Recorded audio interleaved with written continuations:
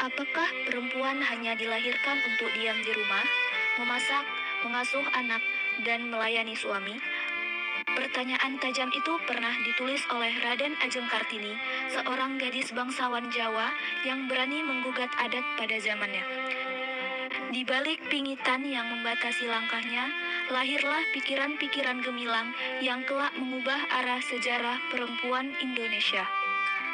Di akhir abad ke-19, perempuan pribumi hampir tidak memiliki kesempatan untuk bersekolah.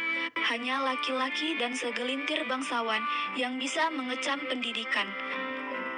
Perempuan seolah ditakdirkan hidup dalam bayang-bayang, tanpa hak bicara, dan tanpa kebebasan menentukan jalan hidup. Namun, di tengah keheningan itulah Kartini hadir. Ia adalah jembatan yang menghubungkan masa gelap tradisi feodal dengan cahaya kebebasan yang kini dinikmati oleh perempuan Indonesia. Kartini lahir pada 21 April 1879 di Jepara, Jawa Tengah. Ia adalah putri Raden Mas Adipati Aryo Sosroningrat, seorang bupati Jepara, dan M.A. Ngasira, seorang perempuan sederhana. Dari ibunya, Kartini belajar arti ketulusan dan keteguhan. Sementara dari ayahnya, ia mendapat kesempatan mengenal dunia pendidikan.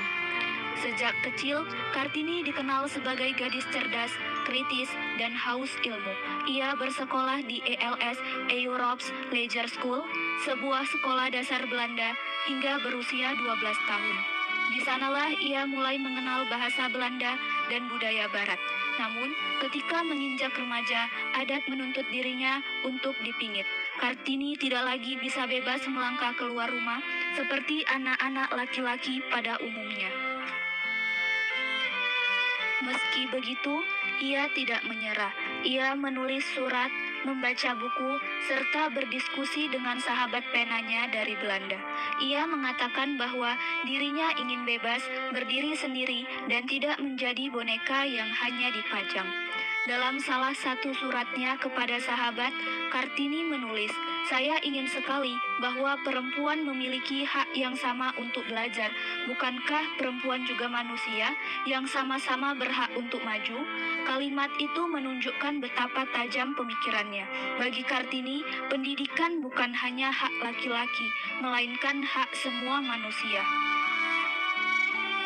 Kartini kemudian dinikahi oleh Raden Adipati Djoyodiningrat, Bupati Rembang. Pernikahan ini bisa saja mengubur semua mimpinya. Namun, suaminya justru menjadi pendukung terbesarnya. Raden Adipati Djoyodiningrat melihat potensi dan semangat yang luar biasa dalam diri Kartini. Ia memberikan restu dan dukungan penuh agar Kartini bisa mewujudkan cita-citanya. Pada tahun 1903, cita-citanya mulai terwujud. Kartini mendirikan sekolah khusus untuk perempuan di Jepara. Sekolah itu mengajarkan keterampilan membaca dan menulis agar perempuan tidak lagi ada dalam buta huruf. Walau sederhana, sekolah Kartini menjadi oasis harapan di tengah gurun kebodohan. Perjuangan Kartini membuahkan hasil. Sekolahnya terus berkembang dan gagasannya mulai menyebar. Namun, takdir berkata lain. Kebahagiaan dan perjuangan itu tidak berlangsung lama. Pada 17 September 1904, hanya 4 hari setelah ia melahirkan putra pertamanya, Kartini menghembuskan nafas terakhir pada usia 25 tahun. Kepergiannya begitu cepat, namun gagasannya tidak pernah mati. Surat-suratnya kemudian dikumpulkan oleh J.H. Abendanon dan diterbitkan dalam buku berjudul Door Duisternis tot Licht, atau Habis Gelap Terbitlah Terang. Buku itu menjadi simbol perjuangan perempuan Indonesia dari generasi ke generasi.